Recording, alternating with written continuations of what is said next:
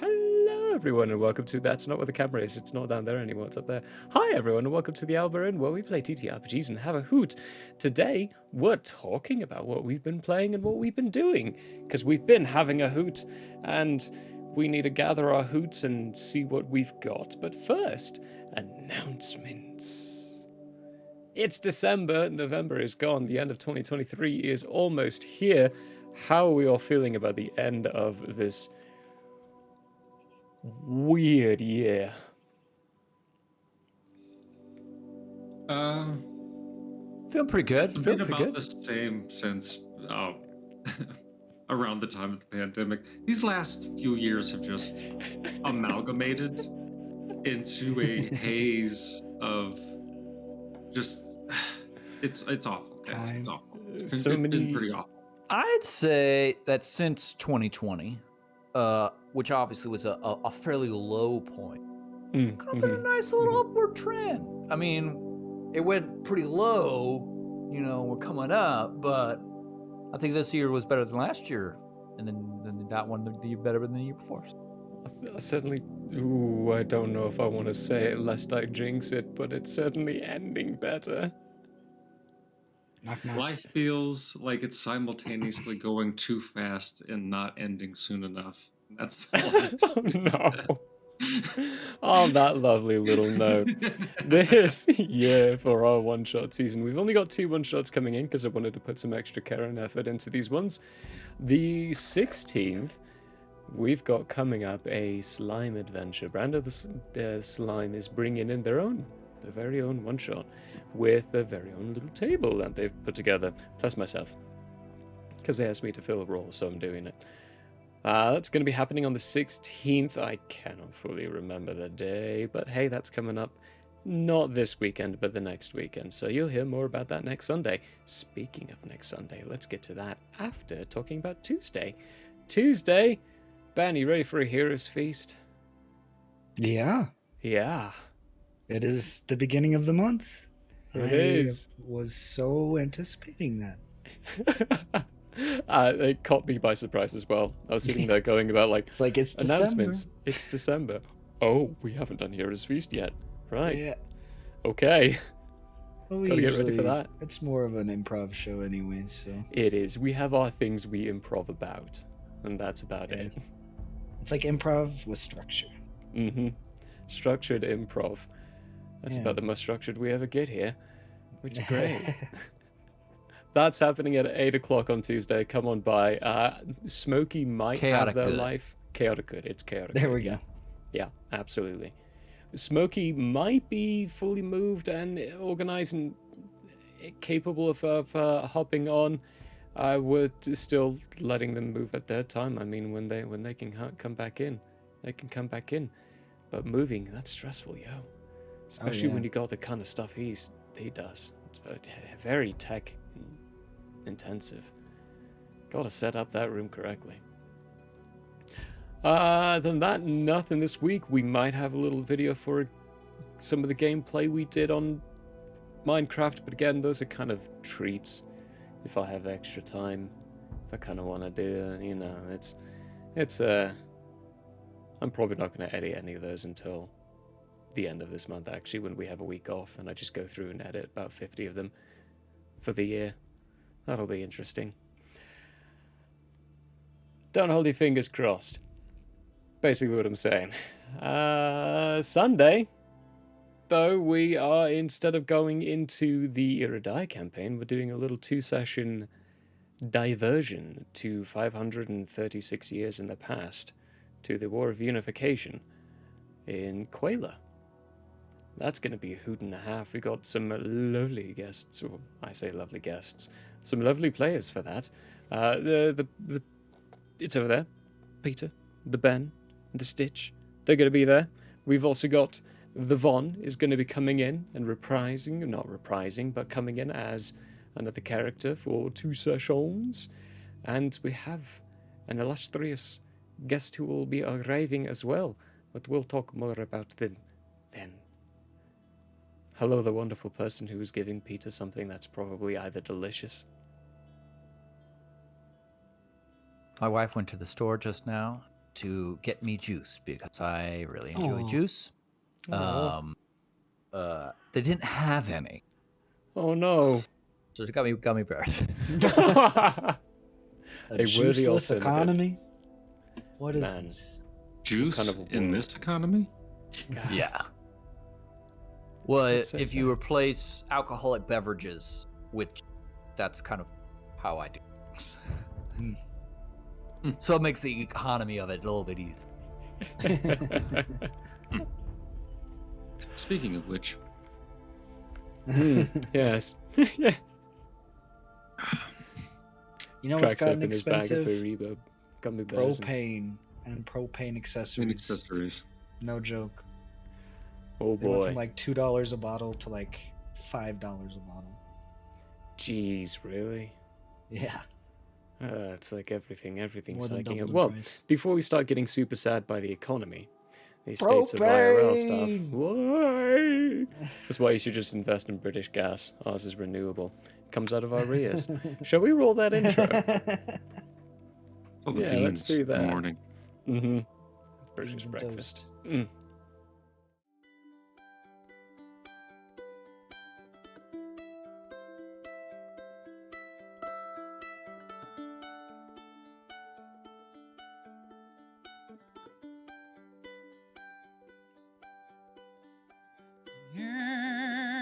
Yearn is open, my friends. Battles have yet to begin. Laughter will be had in gales and floods. But if not, at least there will be blood. The sorrow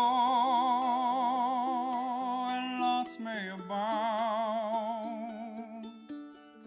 We'll do our best to hold this hallowed ground.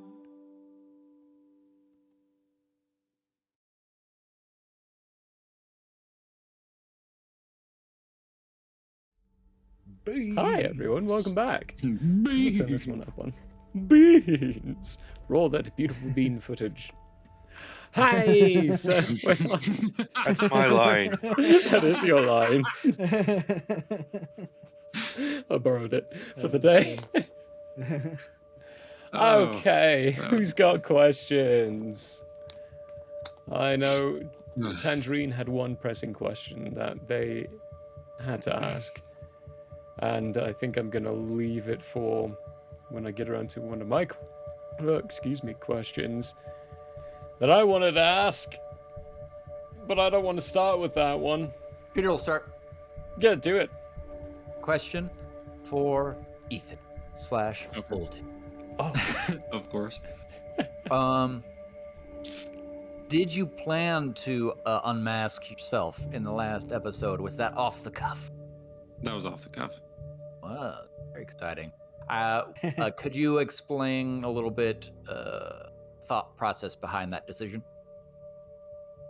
As many things I do spur of the moment while playing D&D, there's very little thought beforehand.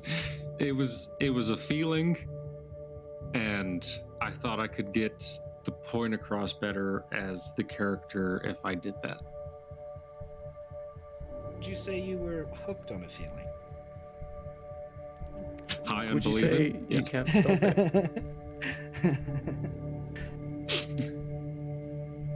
Anything? Any other parts to that question?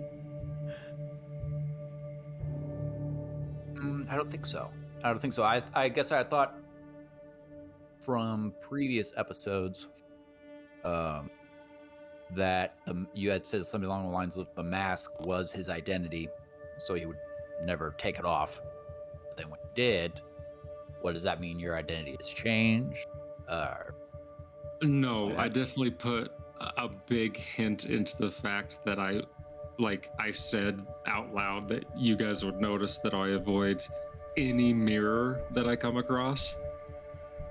Like, there's no, because this is the thing, and I don't know Okay, might as well. I mean, we're talking about it.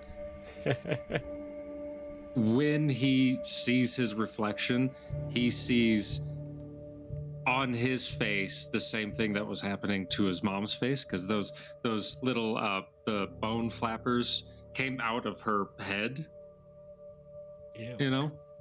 So that's what he sees. So that's why he it is his face. The mask is his face. Yeah, they burst out of the location that they entered in through, and on the mother, they entered in through the head. So they burst out of the cranium first. She would have been clinically dead like weeks before her actual death came by, because they would have eaten away enough of her brain. Still functioning, because they need the body to still function in order to actually reproduce. But clinically, she would have been gone, like sustained on a bed. Only that Pretty rude. The inner stuff of the brain that runs the basic functions has See, been left. I had this idea for bone flappers because I can't remember if it came Ben's through a face, I love dream that. or if it came through some other realization of something. But I wanted to play around with a really dangerous parasite inside the continent, and then Ethan gave me his backstory, and I was like, oh, I want to play with this. Okay, let's introduce potentially the bone flappers into this. Gave him even more of the details to it and went, yeah, the bone flappers are exactly going to be it. So they're going to be native to Gruntina, and it's just going to make the Gruntina deserts all that more dangerous. Like everything there Australia. wants to kill you. Not quite Australia. I have a different place that's Australia. It's not here. Like, there's a Gotta see thematic close, yes. reason. There's a thematic reason why Ultian's costume is like virtually airtight. It's because that's a deep phobia. Like, It'd be a phobia for a lot of people there too. Yeah. Like the ones who encountered it or go out in the desert more often probably have garb that more resembles what Ultian wears, purely for the fact of wanting to be skin tight, not wanting that sand to get in, or any potential parasites in the sand to get in. She is chewing through my Ethernet cord again. Cats. do you have vinegar in the house? I have sprayed pet deterrent, like that nasty tasting Do you stuff on have? there. That is not the question I asked. Do you have vinegar? I in the do house? have vinegar. Okay.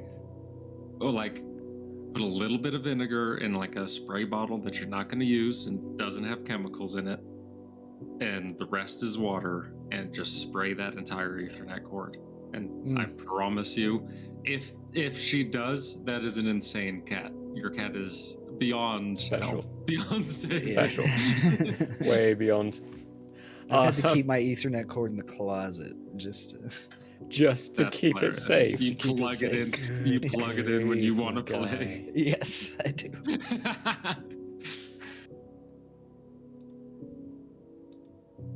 All right. Oh, that's Next lovely. question. I have a question for Ethan. Good Oh. lord. All right. What was up with the whole Caleb thing? Well, I never really understood that. Where was that so your name or what? to get out of Grantina, right, and into because of the borders and stuff like that between countries, I needed another name, one, and I wasn't going to use my birth name. So, Caleb Rom is just Mal Obrecht, his actual name. It's just all the letters switched around into a different name. Oh, And that's just Okay. what he was going by. And also because of what he What do did, those words what mean? he has done. What do those words mean? What Anagram? words? Anagram? And Anagram. what is it Is called? Is that a person? Anagram? Yeah, that's Ultian. Ultian's other name. The real name is Calvin. Mal Obrecht. Oh, Mal Oberk is your birth name? Yeah. Yeah. Coming together. okay. I did not know that at all. There was an episode where it was said. It was, where yeah. Francis Was said it? it. Mal Yeah. Ulrich. Yeah. I think Taffy's the only one that was paying attention at Uh-huh. that point. She was the one that was like, "Wait a minute, huh?" Which is a wonderful segue into something I utilized last session, is the fact that you all miss names like that constantly. I slipped in Julian's real name last session. Did any of you catch it? Oh, I believe I did. I heard it, but Where did I write I it? would be very surprised if that's in my notes, if I'm being honest. Max Powers. My notes are much better than they've been, but they're still. I sometimes get too into like the role play, and then by the time it's done, I like don't remember to put anything down. To put it in. sometimes. Yeah. I have My to look notes- through my notes here. My notes will go from like meticulous to nothing for weeks, and then meticulous again. I'm like, I don't even know what's going on. But yeah. Anyway, he also didn't want to use Altian because he knew for sure he had a bounty on his head. So yeah. he needed to make sure that he got to you guys, because that was part of his mission, was to find all of you. And he just didn't feel comfortable for quite a while until it became necessary for him to. Snoz's friendship wasn't good enough. Yeah. Nope. Nope. Was he an Altar? Okay, yeah, that's his last name. The true last name, not I do remember Tyrell, that. but his first name as well. It's not actually Julian.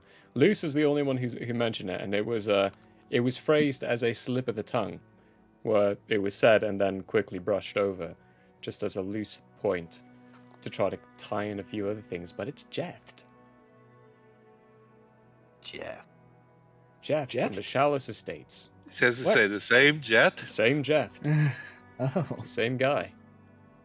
He's the one who traveled from the Shallows Estates up here, getting more of his story and general information. I forget who Jeff is. He was Jeth the guy, was- the sailor, He was the map guy. the map guy. Ah, we used his Yeah. secret back room for that one meeting. Yes. And I would Yeah. like make maps for him all the time. Yes. Information exchange. Ah. Very interesting. He was the guy who ran the entire information network inside Yeah. Andrea. Okay, things are coming together. Mm-hmm. So wait, Jeth is Julian? Jeth is Julian. Wow. He even told you I was like to even move back after my exile, I underwent a few changes. And the last words he said to you before he left the door was, Used to be an I orc." used to be an orc. And Jeth was an orc. Very fun. Yeah. I'm writing that one down. Can't forget that. Which kind of segues us nicely into Nice Tangerine's question, which is what happened to Marcus's mansion? Actually, that's the first part of it. The second part is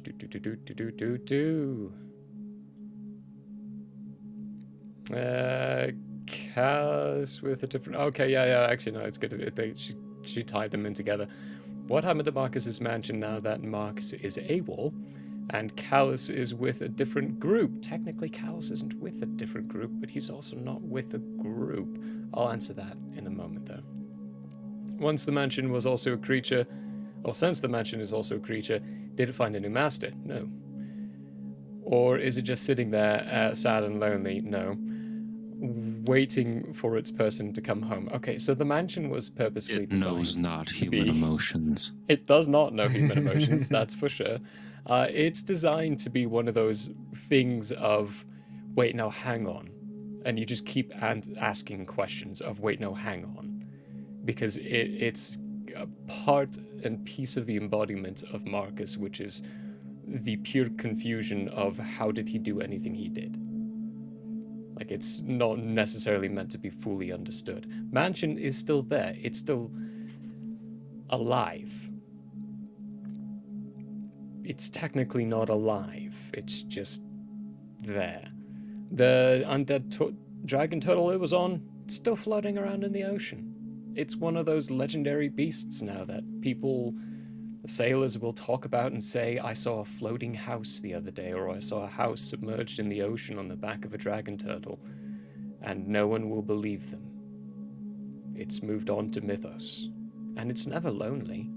It has itself to talk to, multiple versions of itself. And if it wants another voice to talk to, it'll just grow one. I couldn't describe a more horrific circle of hell if you gave me 20 years. That sounds horrific to me, if I'm being honest with you. Yeah, sounds pretty awful. Kind of reminds me of the House of Mystery from Constantine, where it's like kind of alive, but it's more of an entity than like a being. Entity is a good word for it. It's not really a living thing, it's just an entity. Cal's is not actually roaming with a group, he is just traveling the realm. And Jeth pulled in a favor after the crisis and destruction of Zalem. Asked him, hey, can you pop over here? There's this thing I don't know what is, and I could use your help. So he popped over. He's there to study the radiation, nothing else. Our good old 46-year-old man now.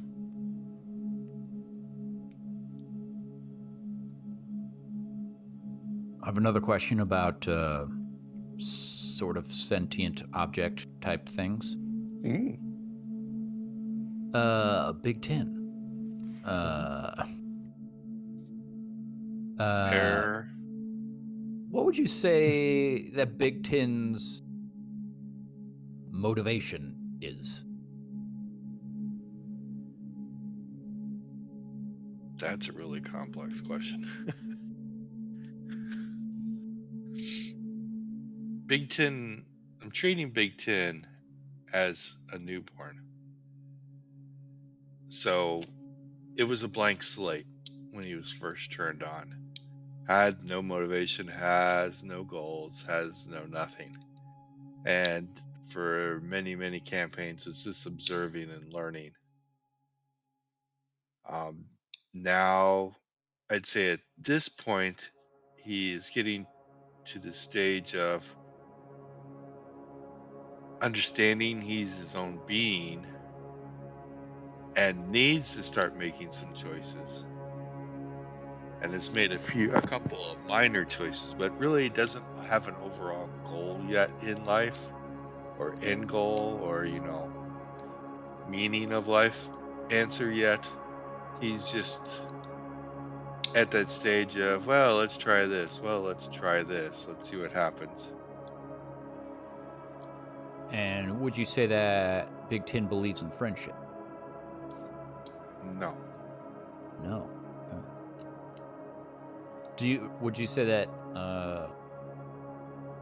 Big Ten having as a sort of a newborn blank slate situation, does he feel any connection to the hand, or are they just another bipeds walking around that you happen to interact with for business purposes? No, I'd say there's definitely a connection at the moment. He needs a connection because of code that he's trying to figure out how to get around. So for now, definitely there's a connection. There's definitely a need to be a part of a group in a way. Whether or not that continues in the future, I don't know. I'm going to play it by ear and just see what you guys do and what happens. But at the moment, yeah, definitely part of the group. We'll protect the group. So would you say like Big Ten is kind of writing their moral code based on what they see the group doing? Yeah, which is pure chaos and conflict. Yeah. What great examples. Interesting. Oh no. Oh no. Oh I've been no, let no, down. no. Future generations of Big Ten. Well, you think this group is chaotic? Oh yeah. As far as dynamics go, yes. Oh yeah. Oh. You have Which a is more soundboard for chaotic? that. The hand or the console? Mm. Because it console. I feels to think me the like hand. I felt like the consequences were way more chaotic than the hand. No. The consequences you could count on. As Chaos. chaos. The hand is simultaneously being chaotic while trying to promote non-chaos in a paradox. Oh, do you think that's what I'm trying to do? That's what I'm gonna everybody in help the this group's kind of there. place, but I'm gonna plant some evidence and steal a few Yeah, things from them at the exactly. same time. Like I'm gonna help Everybody's them, my but friend, I'm but gonna that's rob mine, from that's mine, that's mine. I mean, Snow Swoop is one of the best examples of that right now. You do something really, really heartfelt and kind and wonderful, and then you steal something. I only stole from the people who stole from us. No. Anyway. I don't think those diplomats ever stole from us. Well, I stole from them for their own good. Yeah, see? Their own good. And there's the chaos. And they gave it back. Just So you finding see it how about- Big Tin's having a fun time trying to figure out morals. Yes. Yeah, it's good. It's been fun. It's been really entertaining. It's been all over the place watching BT's reactions to just everyone in general. I got one last question on that. Would you say Big Ten has the capability of like a long-term connection, like being a friend with Snozboop, for instance? Yeah. Like, does he have the capability to like Snozboop leads and is gone for years, comes back? Is Big Ten still going to be his friend, or is it more that these are friends of convenience? Hmm. I don't know. Does Big Tin know what true friendship really is? Yeah, I don't think I've seen an example of it yet.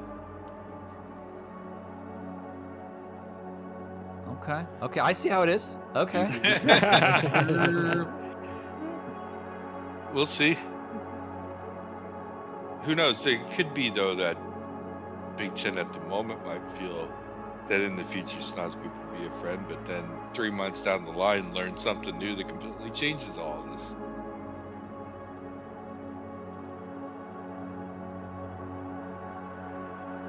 Cool. Can't wait to plug that part back into your head once we find it. Or maybe a similar part out of a different steel predator, you know? Yeah. Yank that little jack out the back. Who knows what's going to happen? What's new? Oh, the wonderful Pussycat. things I will make you face. The terrifying monsters and amalgamations. They will tell you that they're sentient and fine. But no, they're really after your skin. Tasty. Do we have any questions from the audience and/or Discord? I had the one in Discord. There was another question in Discord, but we're covering that on Tuesday.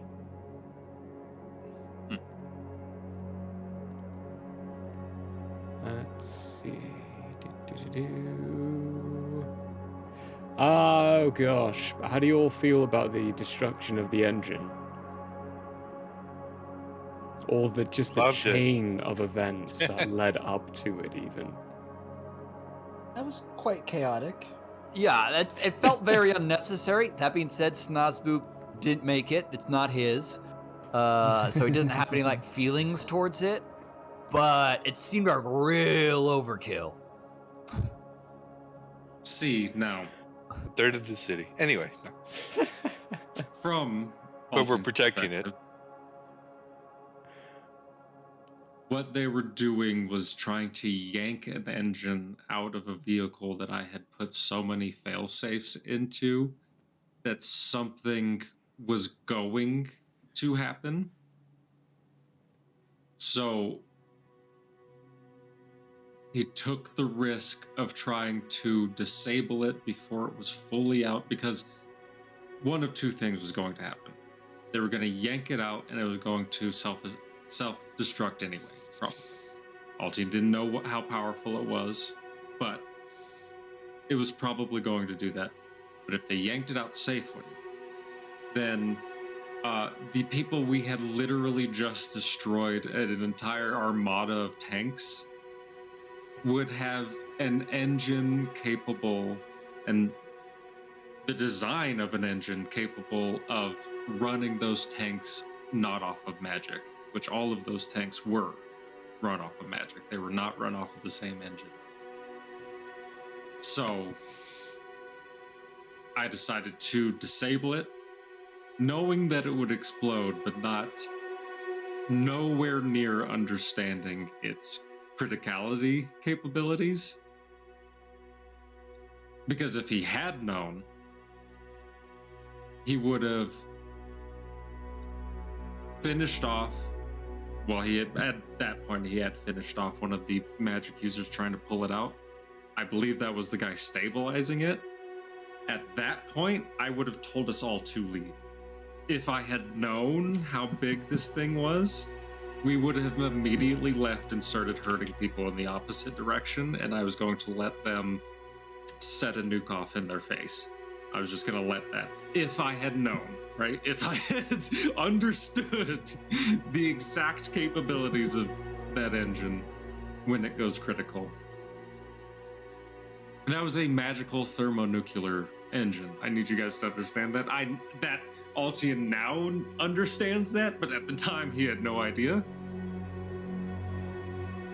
Because you can only get so far with theory, as Oppenheimer said. So, did you ever consider, after the two dudes were on the ground, Batmaning it, just flying that nuke out of the city? It was not going to start. That's what I tried to do. Remember when I got in it and I thought it I did looked start it over? because those two guys were there that we. Exactly. So they pulled it out, right? And then when I was hopping in, I did an investigation check. Mm-hmm. And that's when Murray said that it's not going to be operational. Like, you cannot drive. My plan was to drive that thing just away. Radio to you guys to flee and just drive it away. That was my plan of originally getting in. And then I was like, I gotta disable it. Like, I have to make it to where they don't get a hold of this technology. Okay. So I guess I thought But I had no idea. the magic user fellas were holding it in place, but that was not the case. It was somehow No, it damaged was- or something. It was the engine literally was almost halfway out of the backside of that thing. It was One guy was stabilizing all of the other components, if I remember correctly. He was like moving the metal around so that the guy could pull out the engine without damaging it too much. through the process, like certain key power systems. It would be like having 4 different computer towers to operate your system, and then having a couple of them just stop working completely. Like your navigation gone, it's severed. It's not getting any power anymore. Your engine starting, like taking the starter out of your car. You can't get your car started without the engine starter. Not the way he was planning on doing it, at the very least. It would take more effort, it would be more difficult. Key systems would have been pulled apart and severed from their power supply.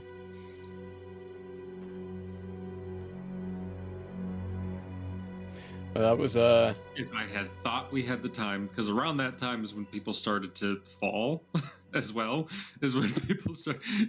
I think by that point you had already downed Zara, yeah. and they were like getting back up by the time I disabled the engine. Yeah. And then immediately after that, Big Tin went down. I think that's how it went. It could have went the opposite way, but I by think that it point I was was like, I Big have no Tin time. and me. It was But by then I was Zora, like- then Big Tin, and then Was it? Zora again. Because And then Zara again. That's right. Oh yeah, that's right. You yeah. went down I got twice. down twice. Yeah. Yeah, Happens all the time. happens regularly. Those Rangers, they're kind of squishy.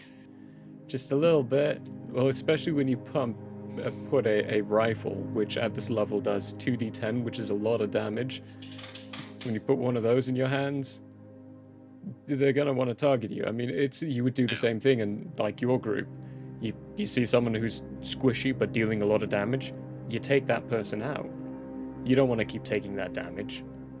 And for like normal pleb NPCs, like the people you would have fought on the streets if you went to the center of town instead, they wouldn't have thought processing like that. It would be whoever's nearest, they're attacking them. But these are Tahiri and his elite guard, essentially. They're going to be well thought out and planned. Because this is also how it could have went down, guys, right? These are the other two options. We never got in with those pirates, so there's no one to warn us. So we go to the center of town, and then partway through that battle, a magical nuclear bomb goes off on one side of town, right? Or we go back and an engine designed with the capability of running multiple armies worth of war machines is just gone, disappeared in the wind. So, I mean, it's not the best outcome, but I believe in the long-term grand scheme of the world, I believe it was the best. Not the worst. Definitely not the worst. We would be coming back in January. If it was the latter, we would be coming back in January with you all planning how to stop the Grantinian invasion of Balashtar. And it would not be an easy one, because they would be equipped. Grantina would be very well equipped with all the weaponry they need to easily invade an already distracted nation. Would have been a mess. I mean, millions of lives, or a couple of hundred.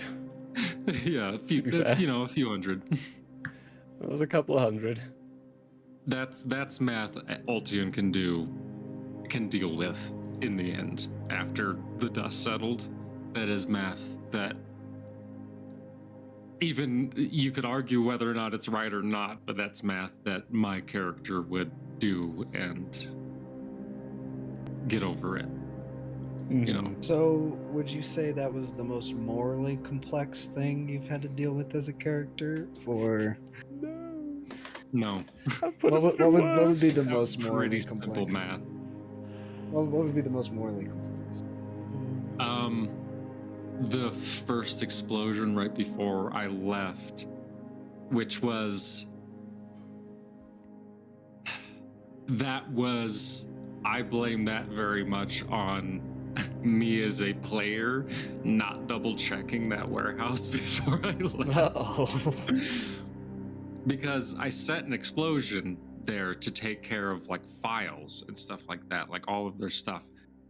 I did not check out the rest of that warehouse, which was full of the preparations of those war machines that we blew up. So it had the capability, the explosive capability to knock out an entire store, the entire floor underneath that facility collapsed into the lowest district. That is math that my character has not gotten over quite yet. Because those two orphan tieflings we saved? Well, guess why they're orphans, guys? So you're saying the collateral damage was less collateral and more damage? A little bit with that one. That's math he has not gotten over quite yet, but the wonderful little secret as well that hasn't come out fully yet is the people that had blackmailed him, they helped that explosion along. They helped do it in kind of because they're a lot more manipulative in the back scenes. They had an idea of what kind of effect that might have on the Altian character. Because the Eleudes, they're all about character assessments and playing the characters and playing the people. They figured that helping this explosion and adding a little extra might spur him on just a little bit more. because that also made me question exactly like what was in that warehouse, and also I don't know, put another brick in the wall he has up between him and his conscious.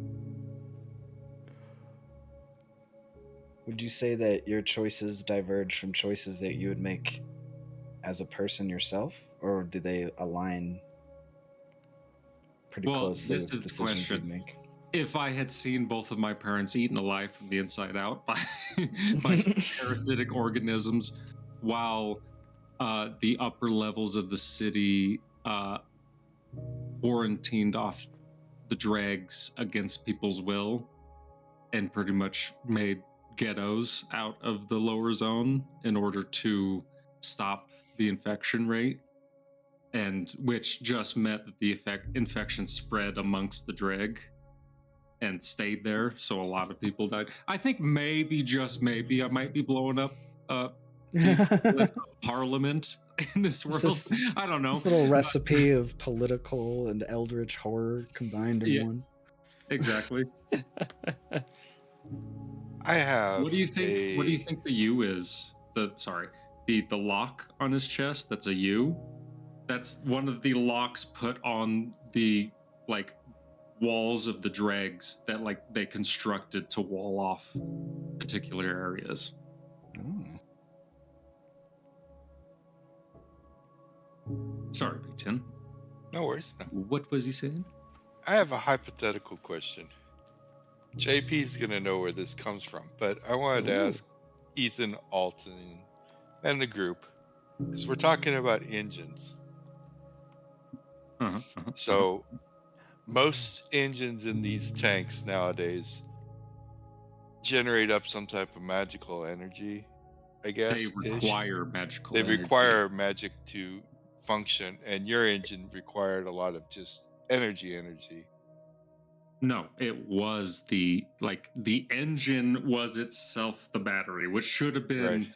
the first clue that this was a literal magical thermonuclear engine. Second clue was it's over 1,000 years old and still has power. Yes. What would happen if Altian learned of the existence of an engine that generated both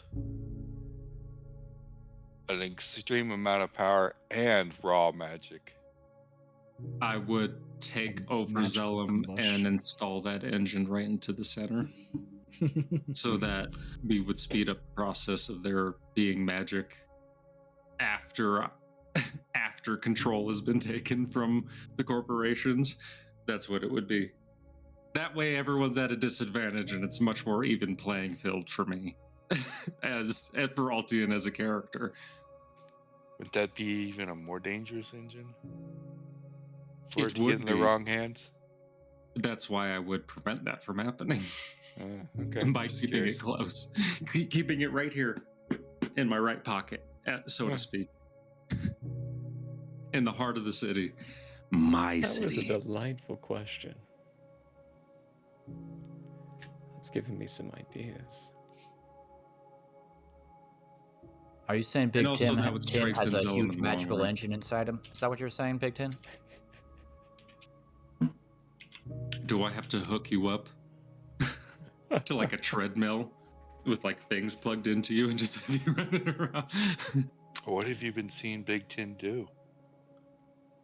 I won't take it from Big Ten, but there were two other steel predators in this city that if he happened across, he might Useless metal hunks now.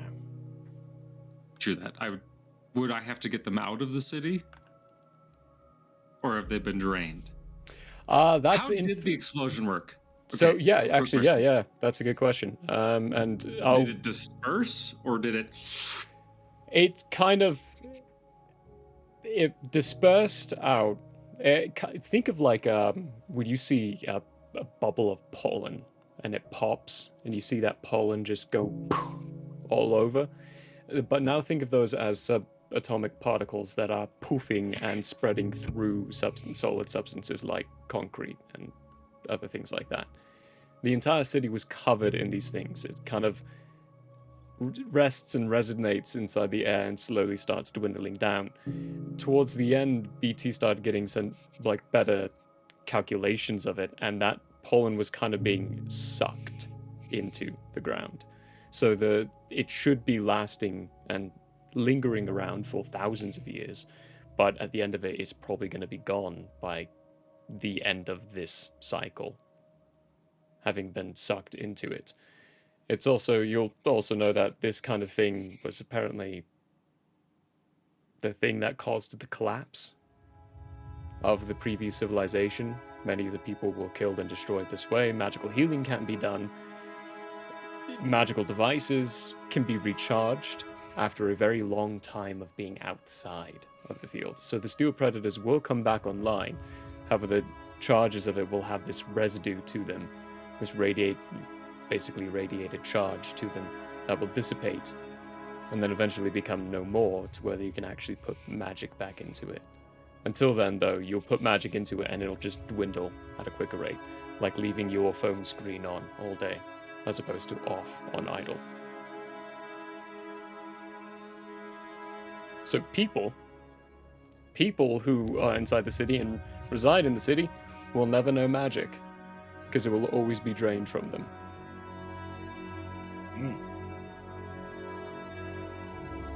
So whenever you're doing long rests there, you're not...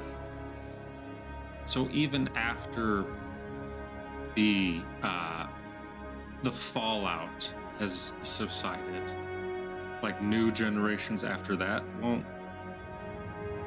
They will be able to, because the fallout will be subsided by then. Nobody born now, but anyone born like next cycle. Potentially. Will they be? Potentially. There's a little bit less, but it's kind of like the potential of a genetic trait being changed by the effect of it. They could be born without the capability of magic altogether.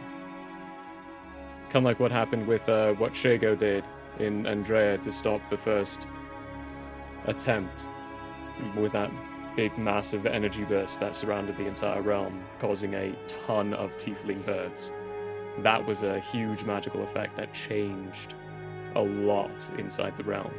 This was a minor scale explosion of magic that has the potential of changing aspects of that city forever.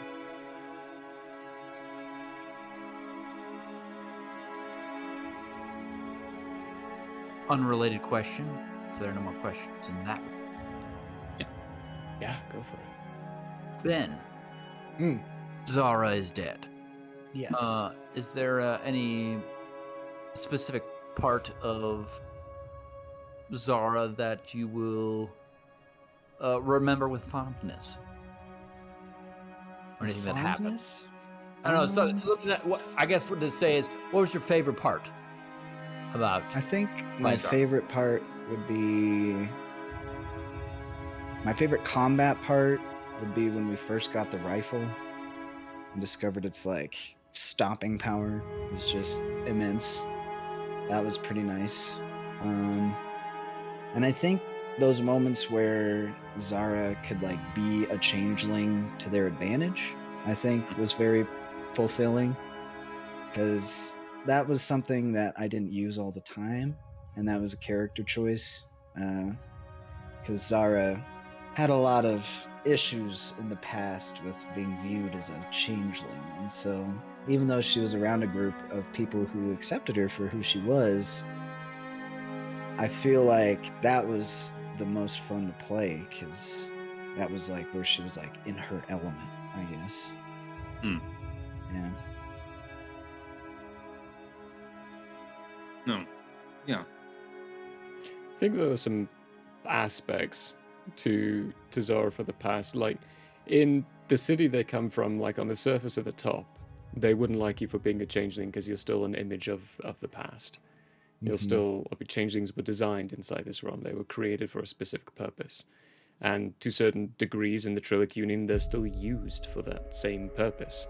So there's a level of mistrust to changelings. But then underground, in the criminal aspects, as soon as they discover you're a changeling, well, they just see you as a tool, something for their use. to be disposed of afterwards, even. Like, it's negative either way. So there's a sense of Disarray always of wanting to sorts. hide. And then finally getting into a group that you can trust, it just takes time to trust. Mm-hmm. And I genuinely had some issues, I think, because Jardis and Zara are really like the only two characters that I've like fleshed out and played. Like, 'cause when I've played D&D before, it was always very short, not well thought out. We just kind of showed up and appeared in the campaign. There wasn't a lot of thought into where they came from or why or anything like that, because I was there for an afternoon or two, you know? And so to kind of really think about, you know, why these decisions, why does this character do what they do, can be kind of a hard thing to explore when you create something that's so far outside of your realm of understanding that you like, because you want it to be influenced by the truth, but you don't want it to be so personal that it like comes out in ways that are not fun, you know? And so, and I think Zara had moments of that where it got a little too, maybe the character exploration maybe was a little too personal, and it made it difficult to engage down that particular path, I think. And so kind of recalibrating as a character, like, hey, you know, these dynamics are important, you know? I think really influenced Zara the most. And I think once that kind of started sticking out, I think rooted Zara in a bit more, where she felt like a part of the group kind of thing. Yeah. No, I understand that completely, because it's like super hard. Because the only thing I like truly understand about the character I'm playing now is just like the kind of like rage that's like, it's unplaced, really. It's just like this, like kind of like a ugh all the time kind of a thing. And going too deep into that, going too deep, if I started going too far in that direction, guys, pull me out. Because it's supposed to be a character that, I've said it before and I say it again, I play characters with a dichotomy. They're trying to be one thing, but who they are as a like person is almost the opposite. Yeah. A lot of the time. So I love characters like that. And I think it's an unconscious thing. You know, he wants to be to keep doing this joke, he wants to be Batman, right? Yeah. He's not that guy. No, he's not, right? Like he wants to be the Gray Ghost, the comic book character that he read as a kid, right? That's But maybe more his like emotions Zara, are a bit like too much in the way. Exactly. His inability to get past his trauma, which is similar to Batman, but it's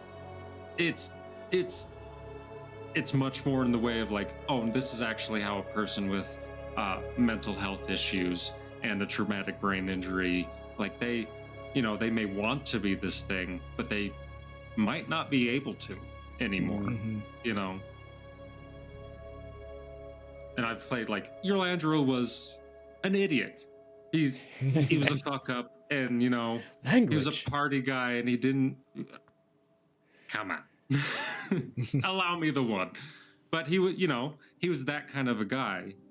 But he, from childhood, wanted to be the hero, right? The good guy. He wants to be that, but he's not really that guy. But fate has thrust it upon him. You know, I love stories like that, you know? He wanted to be Brolog. No, he wanted to be like, I don't know, like some sort of, because I wrote into Yolandriel's backstory the whole wrestling thing, that like in his world, wrestling, like WWE wrestling, as we like to say, wrestling existed, right? And he was one of them, right? And he played a face, he played the hero. But like behind the scenes, he was just just like all of the other guys doing that. You know, they were all like screw ups, and you know, this is the only thing they're good at, really, is like being boisterous and physical and throwing each other and, you know, that kind of stuff. But actually being a good person and like talking and like being diplomatic and that kind of that kind of stuff that makes you a hero, that's not who he was at all. He played the face, but he was just a guy. So being made by fate, by the gods themselves to be a hero, you know, it's a challenge. It's a character challenge. So I have 2 questions. It's like a 2-parter. Do you mind if I have one more question on those same lines before you move to a Yes. different question? For sure. Ben, I don't think maybe I missed it, but I don't think I ever heard how Zara and BT actually connected. Like, did you actually steal Big Tin? You know, I don't think that was something that was discussed, actually. Okay, I didn't think it was. It was always And if brushed you- But over. that was our 0 session. I was tasked, because I'm like some adventurer thief type, and I was tasked to steal this something. Didn't really know what it was, and then come to discover it was a steel predator, which was a steel protector. And so that whole Which was thing, sentient. which was sentient, and I threw out the name Big Tin. It's your big tin-like. And then it just stuck. And it was interesting because I think you were bonded to Zara at first, right? And then you kind of switched that up. Big Yeah, Tin. well, you were the activator. So That's the right, yeah. activator initially got the ward. And then as I learned more and more, I learned I could switch it. So then I started switching it around, things like that. Mm-hmm. What do you So mean it's more of an activated? accidental bond. Zara turned me on. Yeah, Yeah, Big Tin was inactive when first discovered. just kind of. Where I was were they constructed, but never stored turned or on. being held Mhm. in? It was in a camp. Was that near the Trillic Union? It was in the Trillic Union, so you were just Yeah. on the border of it. The Trillic had actually, and these are details that you never got, that we were going to go down with Zora's storyline, but she did now. The Trillic had actually secretly walked into the borders of the Vezuth Republic to acquire this new piece of technology one of their explorers had located. The underground network in the Trillic caught wind of this and decided to steal it. So they hired 2 disposable street rat people to steal it, and then were going to kill them afterwards and take it for themselves. However, Gwyn and Zora very cleverly planned themselves a way to escape with the stolen thing and run away instead. So they stole it from the stealers, who were stealing it from people who stole it. Deal from the Steelers. A real snob's boot move. That's all I'm saying. It really was. Oh, that was Yeah, all. Go ahead, Ben. I'm going to quickly grab another beer, unless your next Oh my question goodness. is involving me in some way. It's actually for the DM. Oh, If you could Oh. play this campaign from the perspective of any of the player characters, who would you choose and why? Player characters? Yes. I mean, like NPCs or your characters? Nope. No NPCs. No NPCs. Yours? Oh Player dear. characters. Who would it be? Oh.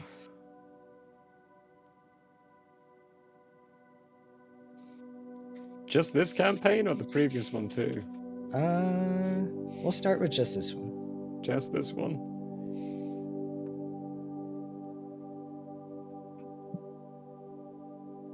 Okay, I feel like I would want to do Schnoz Boobs.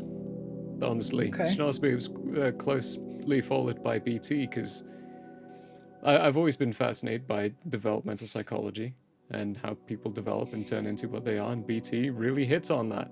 I mean, that's what they're going through right now. But Schnozzboops mainly because they're a cheerful person who has tragedy in their backstory, but still chooses to be happy and go for friendship. But carries around a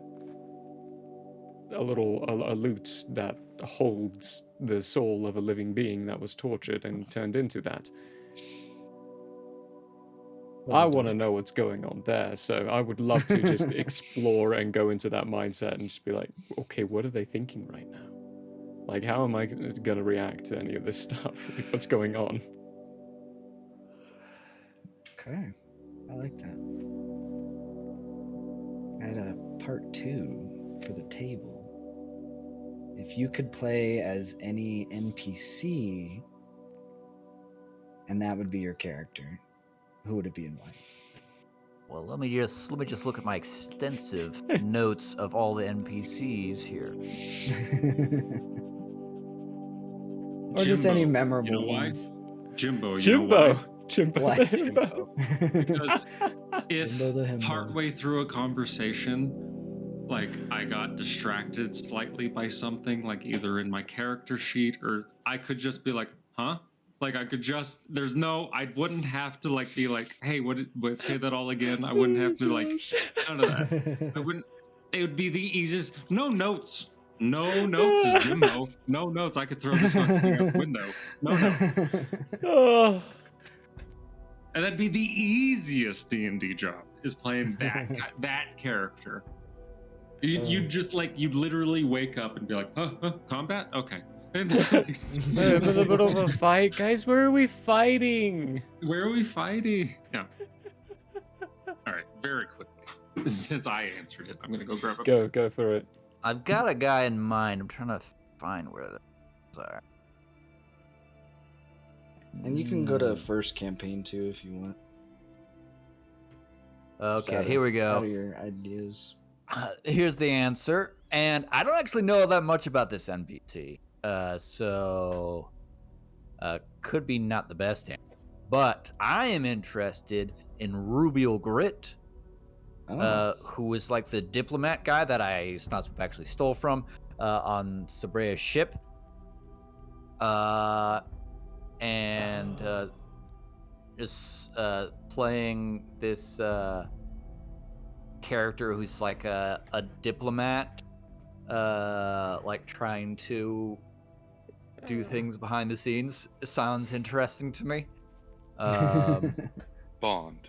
James Bond. Yeah. James But without the Bond. guns, see. Return. It didn't seem like Rubial Grit or Scanvia Special Pond guest. were really in, like, didn't do any hands-on work.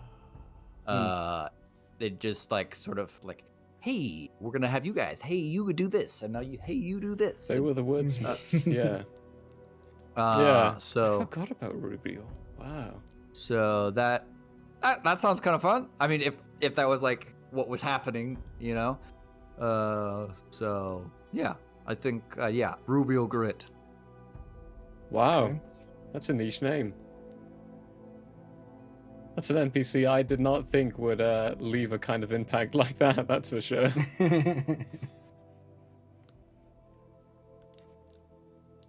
The poor boy, guys, he may still have a little bit of an ear infection.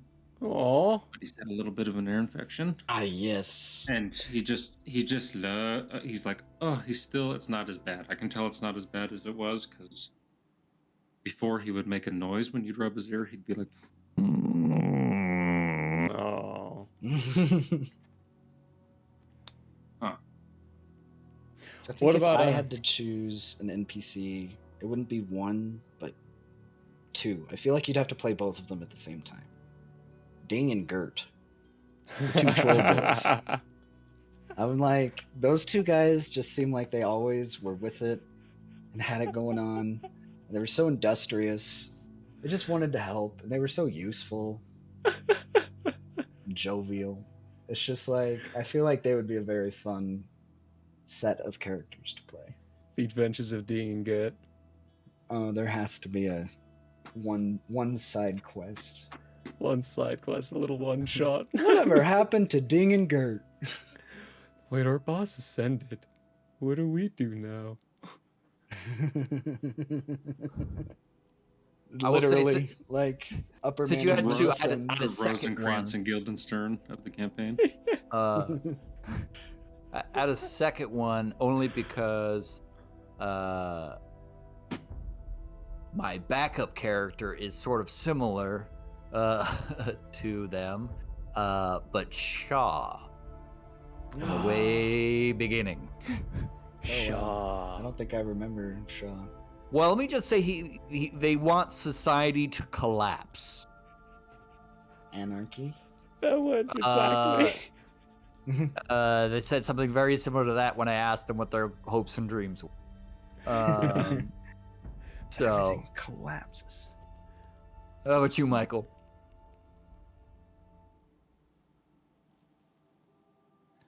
I mean, I have two in mind, but unfortunately, I don't know if I'd classify them as NPCs. Kaz is Not- in with a raid. Oh, Kaz with the raid. Oh, nice. Hey, welcome, Raiders. Oh, there we go. Other hand. We're doing Q&As. We just had the question of what the players would play as NPCs, and Stitch was just answering. Part of me, of course, always loves playing the information broker. Mm. So that would be Julian and or, his previous life. Just a guy who knows everything. Or the NPC you don't know enough about yet is the Keymaster. Huh? That would be fun. The Keymaster. Yeah, that's a fun choice. I forgot about the Yeah. Keymaster, which is huge oversight. Keymaster sounds. Mr. Mr. Keys. Oh, I love that NPC. See, I have He's been good. burned. Kiefer Southland. I have Kiefer been Southland, burned by a Murray NPC in the past. So any sort of like NPC where there's just something. It's just I get this feeling sometimes, and most of the time I'm wrong. So far, but I'm waiting for the one time that I'm right because it's happened before, and it'll happen again. Yeah, and it cost one of the party members their life. It cost me my life. What are you talking? It cost That was me you. my That life. right. first. Yeah, that was. It cost me my life for like a few minutes. Oh, good times. Yeah, Because Mr. Keys, honestly, that's a good answer. that's so funny. I remember that because none of us were sure, right? None of us were sure. That's why we went and just talked to him. We went to just talk to him, right? And within 2 sentences of our conversation, all of us, the whole party, were like, "Oh no! Like, oh no! We're in the room with the big bad guy right now. I have no armor. I am a paladin with no armor." Yeah, they opened up that conversation with just the right question, and he responded in just the right way that all of them immediately realized, oh, this was maybe not the right time to do this. We probably should have waited. Did they have not the option to leave? Well, We could have maybe played it off, but by that point, that character had done so many terrible things that I don't think any of us, especially me and Michael, who played, what was his character's name? Aerolith? No, Mala. Malleus. Malleus. Yes. Aerolith was Malleus's father. Malleus and Draken were not going to leave that. Like, There's a lot of emotional they play. needed to know more information at least, and then they just overplayed their hand a little bit. But then he was a one. What was the spell? Finger of Death or Finger of Death, yeah. He used Finger of Death on Yeah. one of you.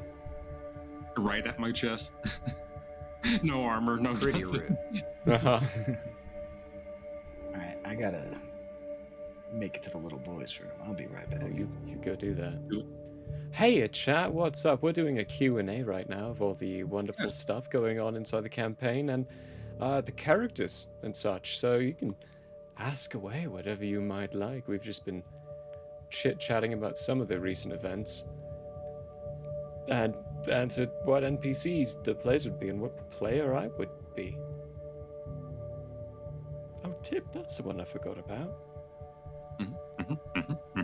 I guess I have a question for. Well, I guess everybody. Everybody could answer an individual. Ooh. When now, looking back and how campaign has progressed.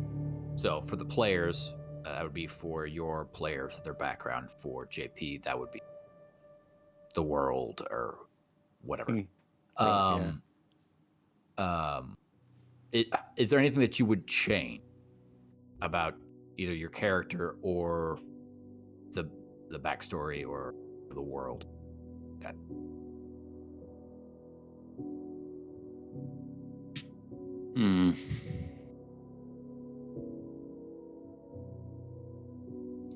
I don't think Nope. so. I don't think I'll change anything. Whoa. Okay. Big success. Because this is my thing about characters. Even mess ups and like miscalculations of like your character sheet or whatever it is, whatever your fault in your character is, That's the spice. that's the spice. That's that. I mean, a min-max character. I've done a full board min-max character. Not the funnest things to RP sometimes. Not like the best. Phenomenal in like any sort of combat or puzzle or any sort of like turn-based situation where one person's doing one thing and another person's doing another.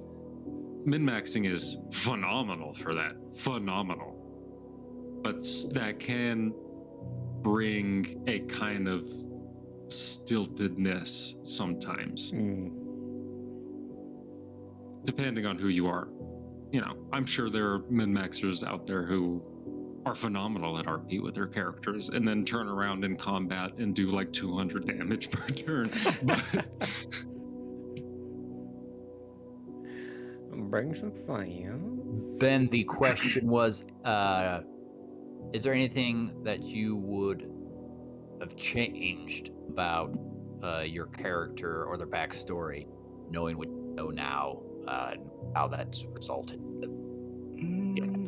I would have made a different career choice. Probably not a ranger. Okay. okay, Ranger was done so dirty in the last couple editions of Yeah. D&D that I think They're just so honestly pigeonholed. if we could homebrew, Which I could have. because I should this have. is how I envision Which was Rangers. an offer. It's Aragorn from the Lord of the Rings. He's Yeah, literally which- called a ranger, right? He is, and you could just do that with a fighter. So why do it with You a can. ranger? I mean, But Aragorn, there are parts in Lord of the Rings where he's like, you know, when he puts his ear to the ground in the movie and he knows proficiency exactly in how far survival. Pick up the expertise feat. There's But those things should be able to be retooled in such a way that it does actually give you an advantage on finding things, tracking things, well, here's all that kind of stuff. the other It thing should. with Zora is like a lot of their capabilities we couldn't really visit because you as a party always try to find ways to shortcut your travel and never have to go by wilderness exploration. Zora could have been a huge asset in all those things, but you found as many ways as possible to not have to use it. The air flying mostly. We got so used to the last And campaign the of being able car, to teleport in the everywhere. car I built. Yeah. So you used the last campaign where you were given these devices. Last campaign was kind of like a manual. I needed you to all to be able to get to places, and that's you wanted to get there quickly. So there you go. You have this teleportation technique. This one's an open world. It's your own whims and your own ways.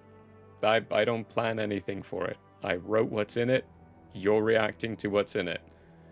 This campaign would have been very different if you chose 2 different side quests at the very beginning. Yeah. Those 2 led you down a very specific path. There are so many others.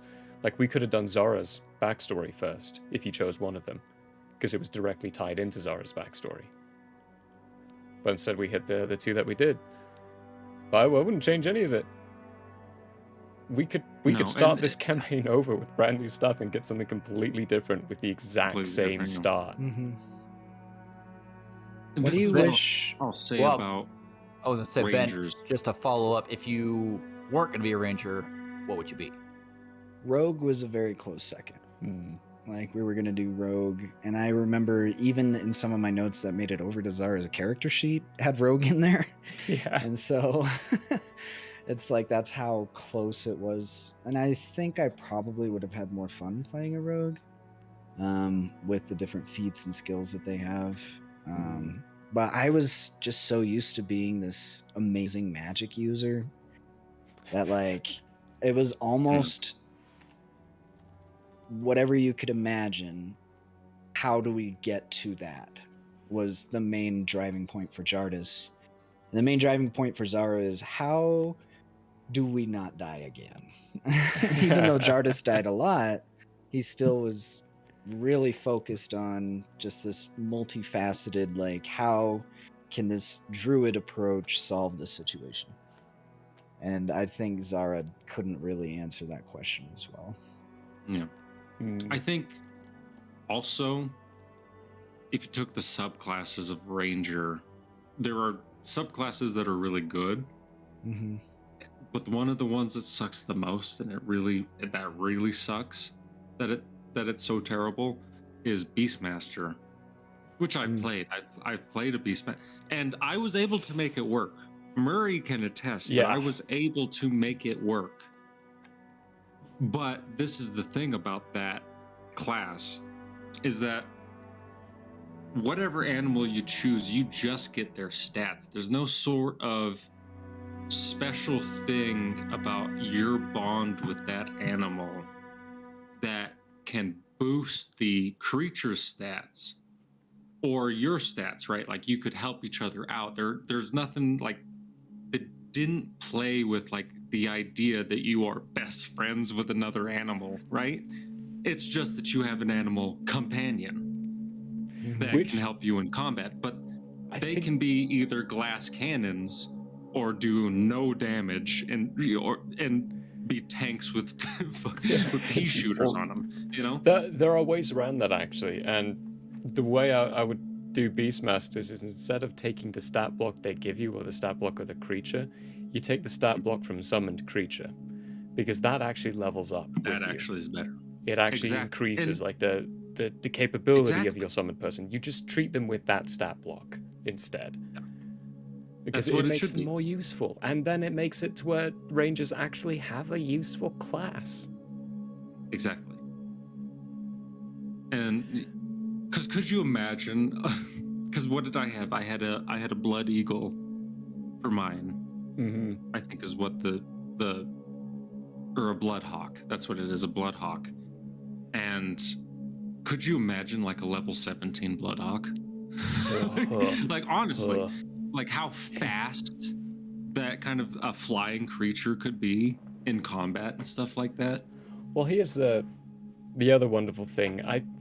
Rangers can be incredibly useful, but as we've seen, it's very, very situational to how useful they could be.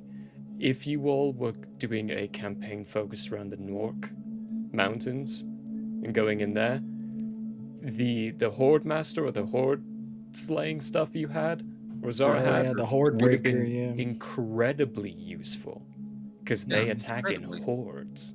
So that would have been very, very useful. But and Horde Breaker was useful in the times that it was used. I will admit that. Give you an and I don't even think it's cool. I don't even think it's the only class that's like situational. but it is True. the most situational class in D&D. Like, even the subclasses, even the good ones, have really, really big faults to them. And I don't know why.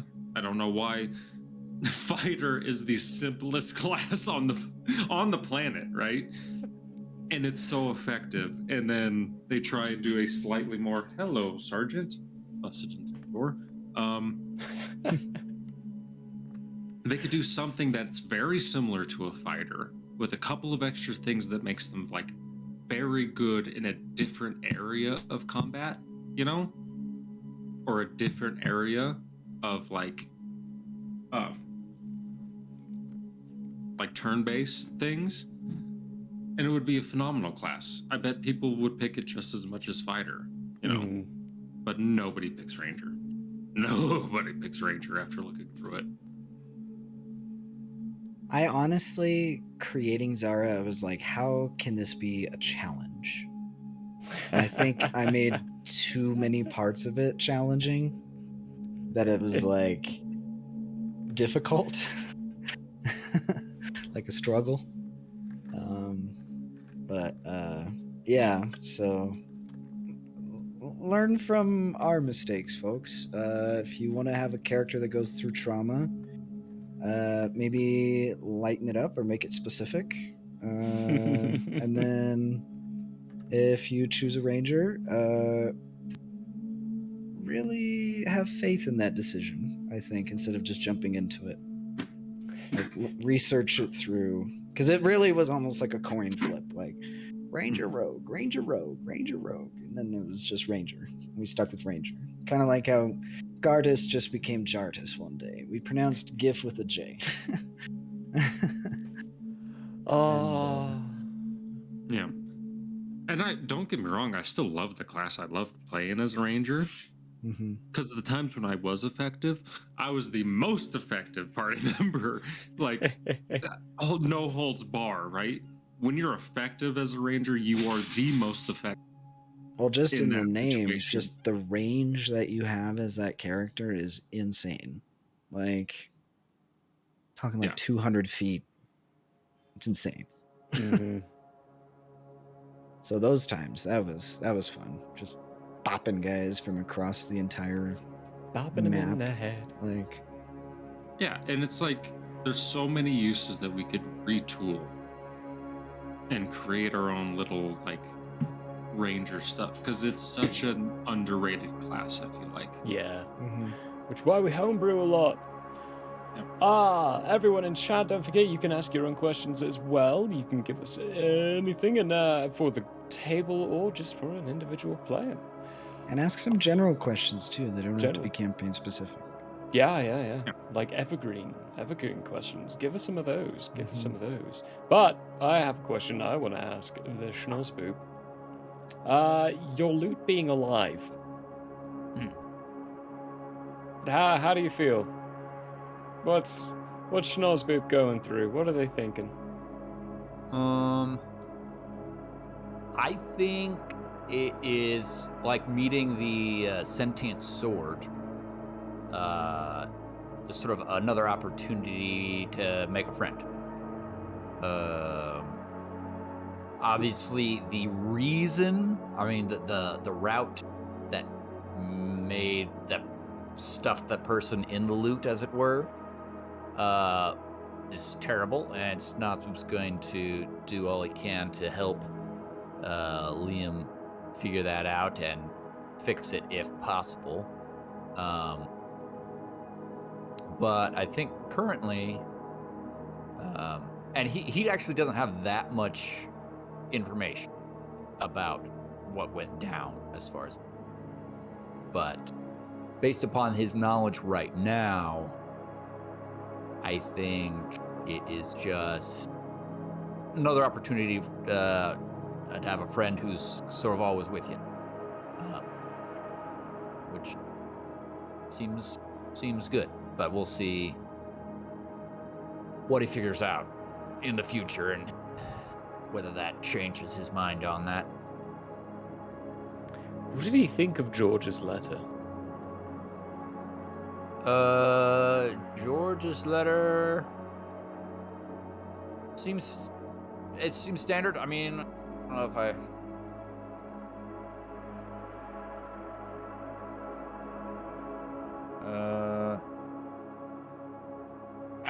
it seemed like a standard, hey, how you doing kind of letter. And it gave me an opportunity to reply back with information that Snozboop had been wanting to get to George. But I don't think there was Peter and Peter, Snozboop did not notice anything about the letter that was suspicious. I can't remember if I actually did or not, but I'm pretty sure I made his last question of like, hey, is there anything weird going on with your instrument as well? Oh, yes. Yes, I did see that. And I think in the letter that I wrote back to him, what was it?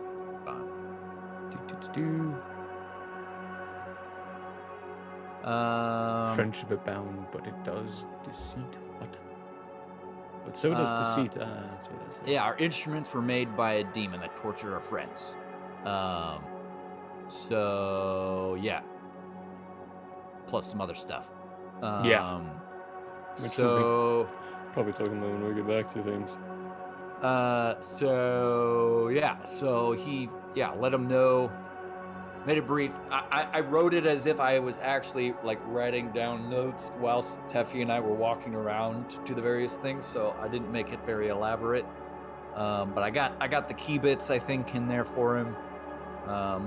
Although that being said, when Brolog told his mom to come to Andrea, he thought he got the key bits on there as well. And he definitely left some stuff out, so we'll see. Also, to go back to the question that I asked about, that I would change about Snozboop. I don't think I would have homebrewed the Messenger of Peace subclass. I would have still been like pacifist as a backstory and stuff. But I didn't really understand, having never played a bard before, like how good they were without any extra ability. I'm just like making things up and convincing people to do things, and persuasion checks, and we just win. And so like I thought I needed stuff to be doing, and I didn't. I did not use my subclass after like session 1. I don't like they're like the subclass abilities. I don't think I ever used. No, I stopped using them quickly. So yeah, I probably wouldn't have done that. I mean, we've since changed to lore, and it was part of the story, and it's maybe spiced things up, as you said. But I maybe would have started with lore, something. You may have stopped using the Messengers of Peace, but the world has not. That subclass still exists in the world. True. Like, George is still a Messenger of Peace. He still uses those kind of stuff, and we rebalanced even some things of it, and they're tied to the Song of Peace can only affect so many people, so many creatures at a time, instead of it affects everyone within a hearing distance, because that just bogs things down a bit too much and was a bit too much, so it was pulled back. But that class still exists. You will, actually, I could say with a fact, you will encounter people with that class, and you will get frustrated again, probably, by your actions being stopped by Messengers of Peace. I'm sure. I just imagine Ultian's face when we first met, and he was just holding a stick of dynamite, not being able to throw it. That's gonna happen again, but these people are gonna wait for you to light it, and then they're gonna start singing. And you won't be able to chuck it away with this lit piece of dynamite just going, what have I done? Now, how is that peace? I also, I think I've told That's a you good about question. that bard class that I was thinking about homebrewing. It was, I forget what I told you that it was called. Pretty much the music you play, because it's somebody else's homebrew that we might have to like change a little bit. But they posted it, and what it is that the music you're playing literally creates a theme song for the battlefield that affects your teammates and the enemies like differently depending on what spells what like things you do, and stuff like that. And it's like they can either be buffs or debuffs or damage or healing and stuff like that. And I'm like, oh, that's Tasty. good. Like an aura effect before the whole battlefield. Exactly, for the whole Yeah, battlefield. yeah. And it was, I was like, oh, that sounds amazing. That's probably in our tasty. in our DMs between you and me, somewhere deep in there. I think it probably actually is. I am remembering hearing about this. Yeah. Oh, let's see. Have we got any other questions? I have a question for the table. Ooh. Mm-hmm. This is we're turning a little bit into maybe hard to answer questions. Ooh. So was there a moment where you felt the campaign took a turn you didn't like? How did you adapt to it?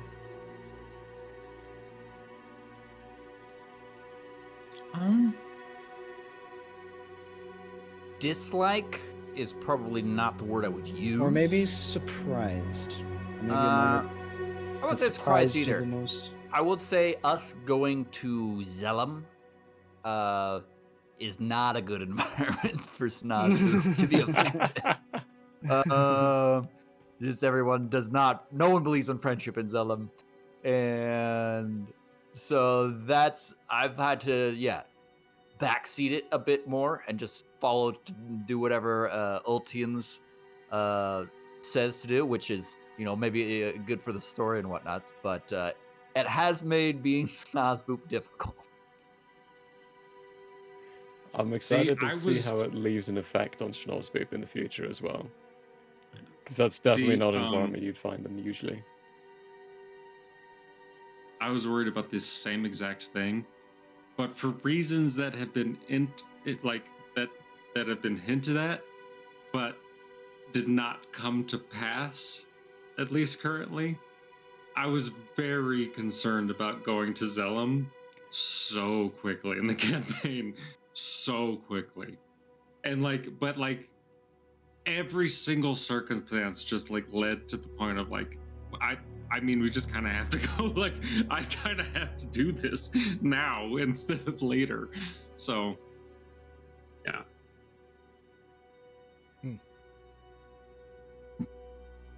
Because I also wanted to get into the way the character is. I wanted to get into everybody else's backstory first. I wanted to at least get into most of your guys's, or at least a couple of you guys's first. But we just did the particular set of things to kind of just point us directly in that direction. So, and it could have been different. I also think that we're looking at this campaign the same way we looked at the previous one, because you've explained to us, Murray, that we can just not do that thing until later, and it's pretty much okay. But we still have last campaign in our brains of, oh no, this is happening. We need to go do this. So I think that is going to be the biggest thing, and that's I think what we all need to get through our heads, is that as a group, not as the characters, but as the players, we can be like, hey, what do you guys want to do? Because we don't have to go do that thing right now. But I think we've gotten a little bit caught up in the RP, which is natural considering what last campaign was. And just okay, well, that's happening, so we need to go do this. Even though he has clearly explained, and I remember it directly, But in the moment of decision making, like it's very hard to like if you hear something is going on and you gotta get there, then you know, like last campaign we missed things because we weren't able to get to it in time. You know, Yeah. Yeah. so Yeah. Quick side note, sort of an evergreen question, JP. If we had done that and we had done other things first before coming to Zella, and we'll say we showed up at level 10, for instance, would you have made I always forget, the mob boss guy? Would he have been the same difficulty, or would you have brought his difficulty up with our level? Same difficulty. Okay. This character is designed at a level and stays at that level for the whole campaign. Tahiri will not be changing. His abilities are his abilities. What he has, what you've experienced. You hit him at an early level and saw the trials from it. He's a hard character for you to fight right now because he's strong. Mind you, I got a really lucky critical hit for his first attack that you all saw, which really, I think, planted a seed of, oh, oops, with this guy. Yeah, it planted a seed of that is. So I think this is all 100% my fault for not realizing what we were doing and not like delaying it. But like, if you guys hadn't have gone down, this thing would not have ended the way that it ended, like at all. You know, if we had been a higher level and it wasn't as quite as difficult. Yeah. So is that the same for other NPs, or are there some in which they would like follow us in difficulty as we leveled up? If that makes sense. There are a few that will follow you in levels of difficulty.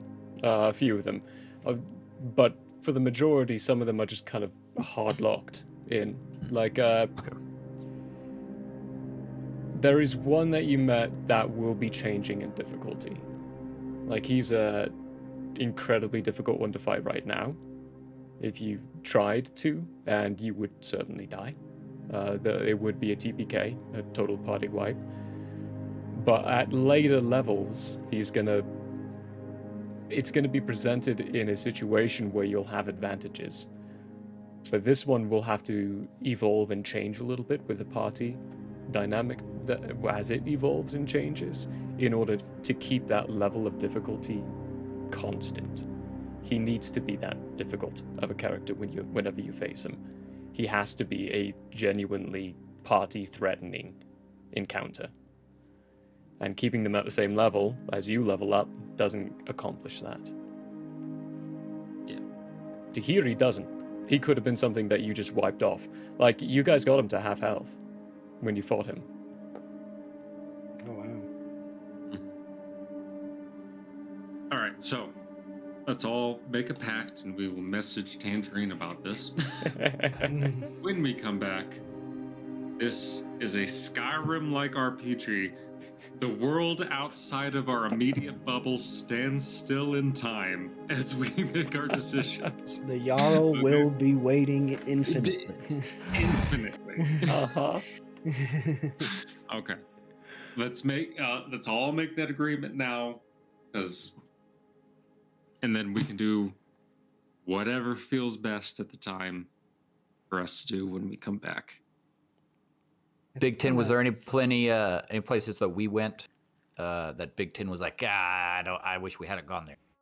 That Yeah, was there anything like that? Yeah, the original. Not for Big Ten, no. Well, for Michael. Everything's learning. No. I'm in here for this, but now that we're here, he has a place he wants to go. We got to find the oasis. Yeah. And now he knows this, so yeah. Yeah. Had we not come here, yeah, he would still be good just going wherever. I feel like thematically, we should go to the oasis next. because Big Tin just lost Zara. And we all did, to be fair. We all did, but Big Tin especially. So that's what I vote we do. Because that does sound interesting, but hopefully we don't die immediately. I like It's a that. shame that we lost our ranger when we were trying to find him. Guys, now that we've lost our ranger, let's go into the wilderness where we definitely Hey- need those Hey, skills. Ben, just build another ranger, please. Just Ghost Ranger. Yeah. Oh yeah, I had a question. Oh, I'm wearing Big Tin today, aren't I? I'm not sure if you knew this, Peter. So this is a question that you can read it one of two ways. How does Snozboop feel about learning about the order? How do how do you feel about finding out about the nature of your organization? The nature of my organization. Which organization we're referring?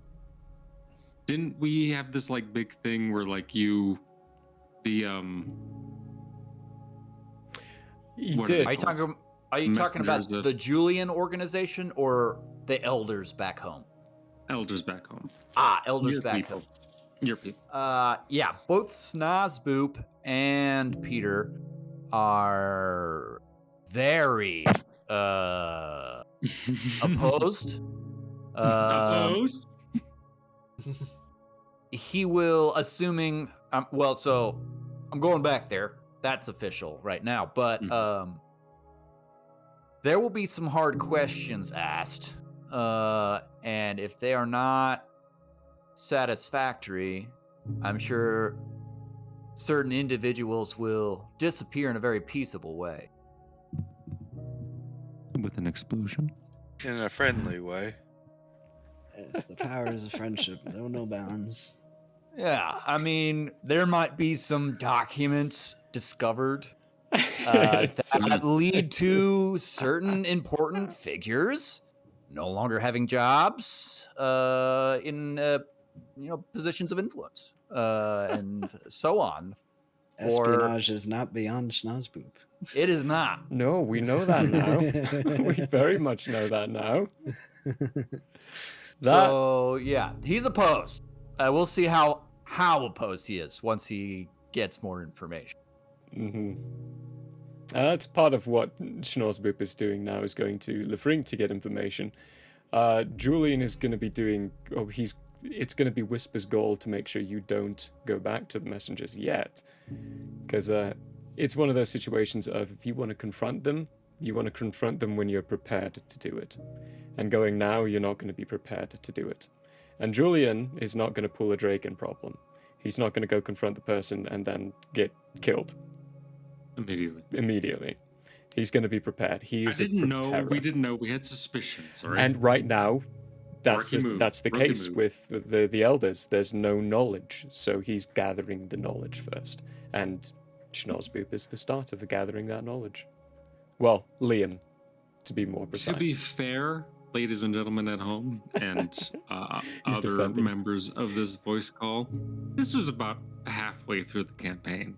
Okay, It was. so like we weren't low-level people walking into this situation. We just made a slight miscalculation because we trusted this guy more than we should have. You know, we thought that this information was wrong, but the math was adding up, so we had questions. So that's why we went there. He makes it seem like I walked in there just bold face without armor on. You didn't have any armor on, of course it was I know, bold-faced. because that morning I had dropped off my armor for repair. You had Just beaten rendered the it. life out of us the previous night. So please don't throw this on me. No, I can't. I will say, as a follow-up, Ethan, when I was creating the idea of Snozboop and the Messengers of Peace, one of my ideas was that the elders were going to portray, and so that they were using it for their own ends, because I couldn't see a way that pacifism actually is effective in a broad as Snazu was trying to do. So it made sense. But yeah, so Yeah, he Yeah. mentioned that in the character bio of it, and I went, oh, hey, cool, thank you for that thought. yeah. And I took it and I used it. Nice. Two sides of the same coin, me and you. All right. In extreme violence. Let's go. Oh, Prologue was a great example of that. Mm-hmm. Ooh, Prologue is fun. Prologue is fun. I'll admit that. Alright. Another question. I have. Oh, go for Go Ooh, ahead. yeah. So, if kind of on that same topic, so which decision made by another player surprised you the most, and why did it do that? You assaulted that professor. Yeah, I think that's gonna take I the was cake for very me too. surprised. There you go. That's gonna take it. A lot of the But decisions in going the in a Strago. different direction. Going in a different direction. Teffy has surprised me many a time, actually. And Tange's portrayal of this character being so much different than like Relly has surprised me many a times. How like they can be sometimes the most reliable character, and then in 0.2 seconds become the most unreliable character in the group. And yeah, that has probably surprised me the most. Like the most times, I would say. The most by scale, though, is you force feeding a good berry to an unwilling professor. Our mental break. Mhm. Yeah. But that was glorious. Yeah, I loved it actually. I think that came as a bit of a surprise to me too. It was just a thought and an action, and then it was happening, and then. I Yeah. love how the characters can surprise the players.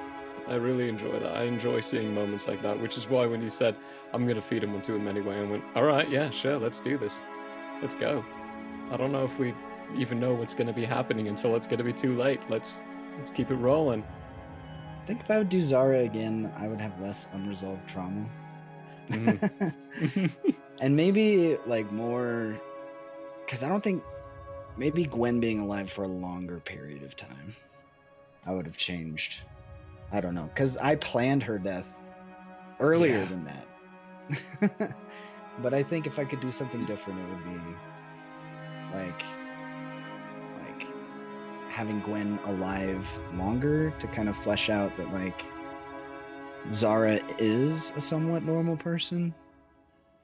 Because I think I was just consistently surprised by how immobile until certain moments Zara could be, I think. Yeah. Yeah, that happens sometimes with like Character characters and stuff like that, paralysis.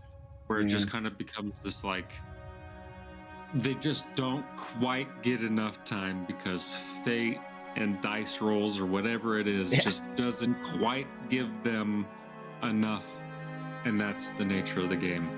Yeah. You have fully fleshed out characters that people have been playing for actual decades. There are people who have been playing the same D&D campaign and the same character for decades, you know. And then there are people who get 5 minutes. Like they're in a one shot and the first combat takes them out. Like that's about. You mean like this guy? I don't know what it is. Every one shot I join, I'm like the first one to die. Oh. I don't know if you guys saw that Critical Role where I forget who it was they had on it as a guest. I think he was in the seat for like from the beginning of the episode to his death, like character introductions, all that stuff, right?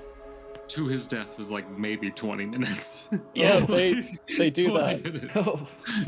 For a lot of the live ones. Their most recent live one in London actually beat that. The guy who stepped in playing a character named Augie and got disintegrated within 5 minutes. That's the guy. Like, No, it was the whole I thought it was more than that. It was 5 minutes. It was 5 minutes just in, like, immediately. the whole purpose of the character was to be a gag joke for a moment and then to trigger all the traps that were left so that the actual characters could get through without a problem, while trap. also providing a lot of laughter along the way. And it worked. It was great. The guy was just like shakes everyone's hands like, okay, goodbye now. I've served my purpose. Cannon fodder. It's like that one guy in Suicide Squad. There's like one guy in every Suicide Squad movie that you're like, I've never heard of this guy. And then you dies. quickly just figure gets out why you've shit. never heard of that guy. Yeah. That's my favorite part about the beginning of that movie. The second Suicide Squad, Yeah. not the first one, is that they have this entire group of people and everyone but like one person dies. Yeah. And I'm like, yep, that is literally what it's supposed to be. I think I had a couple more questions, but for some reason I am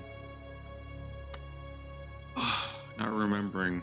I have a couple Well. for Tangerine. She's not here. No. They're away until February. They're on hiatus. They will be back Yes. eventually. I think we really Love you, have Tange. time for one more, and I really would like to know, of the world you know of Nathriel right now, where would you most like to go? Like in general, or like Like in general, from what you've heard in like the history of Nathriel, like any time as well. Doesn't have to be the time frames we've currently played. Go for it, Peter. Don't know very much about this place. That's why I want to go there.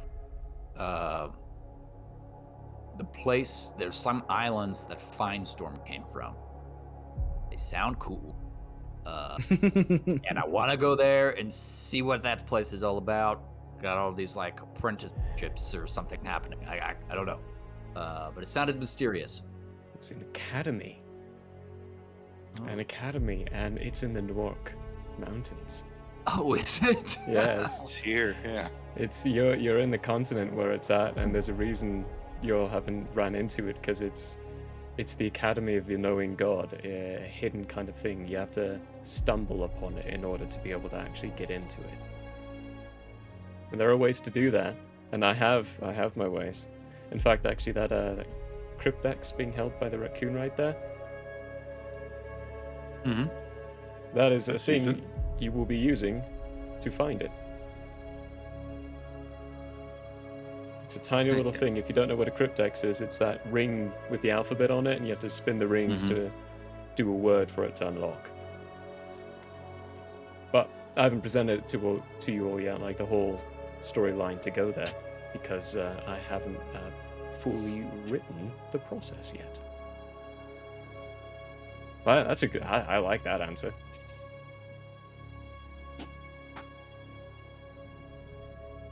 Anybody else? I know what I've got. Go ahead. Okay, this is much more for personal reasons, and Murray knows why. The moment and place in which Marcus, the actual Marcus, came to the decision to do the things that he did. That moment in time, I need to know context. I need to know. A personal vendetta against one character that he has created, spawned from a clone that did damage to me. Emotional damage. Are you ready for the soundbite? I've got it for you. Emotional damage. Marcus is both one of my most feared creations and most loved creations. I like Marcus. He's a piece of work. So it's That's a kind cool of answer. I like that one. Mhm. revisiting the brief on what have we seen? What have we not seen yet? I kind of want to see Orlado, the most beautiful town in all of Iridai, with the magical blooms and blossoms that bloom year round. Also known as the Tranquil City. So, What kinda- nation is that in again? Is that the Trillic Union? that is in. It says it's in Nira? No, that's a city. No, Nira's a city. I'm just going into my maps now. Cause yeah, I would love to go there. It's just this beautiful city in my mind. Yeah, Orlado in the Trillic Union. It's the Trillic capital. Okay. Which I really want you all to go there just so you can meet the Queen, because the Queen is amazing. Yes. Yeah, the young queen. Mm-hmm. Yeah. Do you have the descriptors that I gave you for the Queen? I think I do. Let me check my.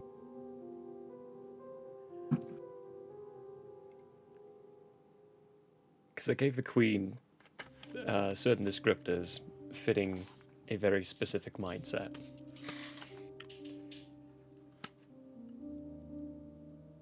Queen is 11 years old.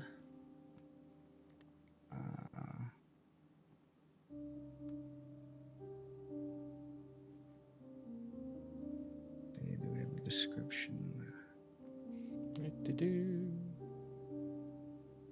The previous queen went insane. The new queen issued the Purge and Clean order. Yeah, where they went around pulling out the corrupt officials and beheading them on the streets. Yay. Sounds like a party. It was a party. It was like a French Revolution. Yeah. Then we all sat around and ate cake. Before being beheaded. Yeah. Ourselves, yeah. Solidarity with the working class, down with the monarchy.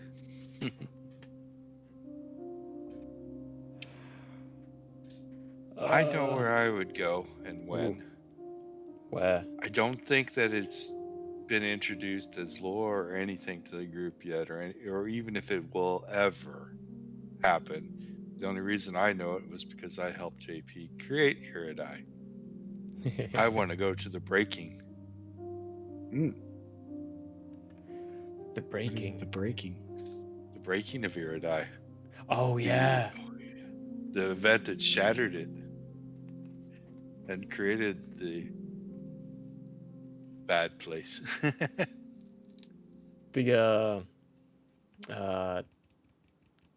Essentially, so that's actually a time frame I would love to visit as well. The birth of Eshnar, the fall of the gods, the thing that shattered the continent. That would be fun. Okay, I would love to go there. That would be a huge shoot. In fact, I actually have characters that I could give as PC characters. So here are the descriptions I gave Queen Eliza II. The King of Balshtar comes to Eliza II for permission to rule. The deities send prayers to Eliza II for consideration. The priests and priestesses of the deities come to Eliza for guidance. The Gruten Smiths pay Eliza II for Ismar mining rights. Time waits for no one, unless that person is Eliza II. Eliza doesn't need air to exist, air needs Eliza.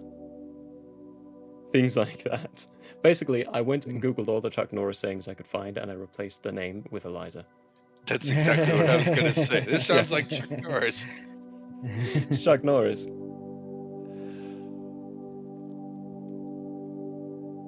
And the thing all your characters should be afraid of, the Devouring Dark, something that when you enter it eats all your flesh. Think Doctor Who Vashta Narada. The Devouring Dark is afraid of Eliza II. Hell yeah. Hell yeah. She is an NPC I really want you all to meet. She would be can't fun. wait.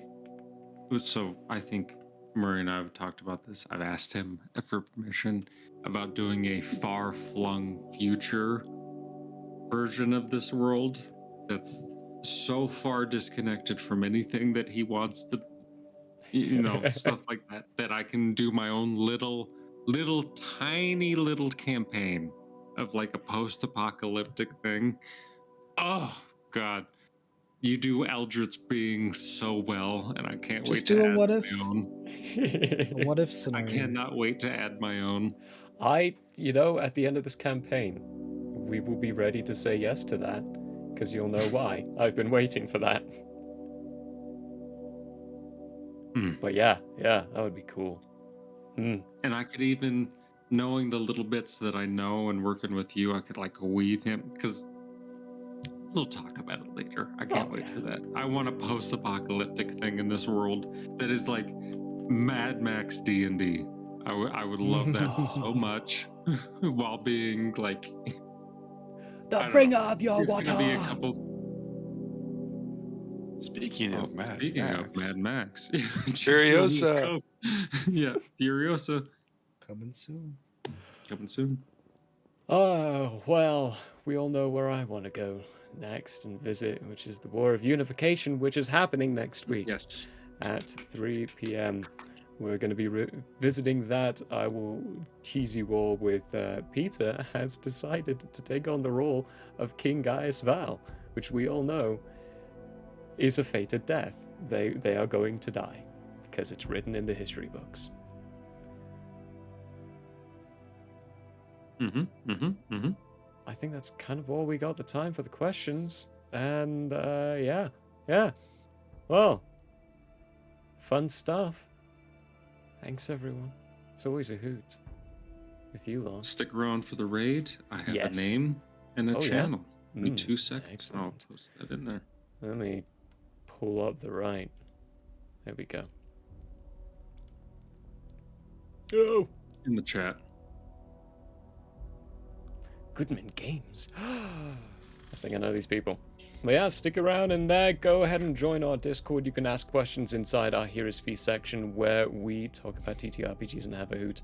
That's going to be meeting on Tuesday, and we'll always answer more questions on those days. As far as everything else, we're doing a little mini-series before the break for holiday season at the end of this month. It's going to be 2 sessions. We'll be covering the War of Unification. Very dramatic telling. I will warn you all on that. There's going to be a lot of terrifying things going on with it. And other news, other announcements we'll get to on other days. Those are the most pertinent ones for now. Come by on Tuesday. Let's see who these Goodman Games official. TTRPGs. Excellent. For now though, thank you everyone for being here. We love you very much. Hope you had a hoot. And we'll see you next week. Bye. Bye. Stick around. See ya. Bye.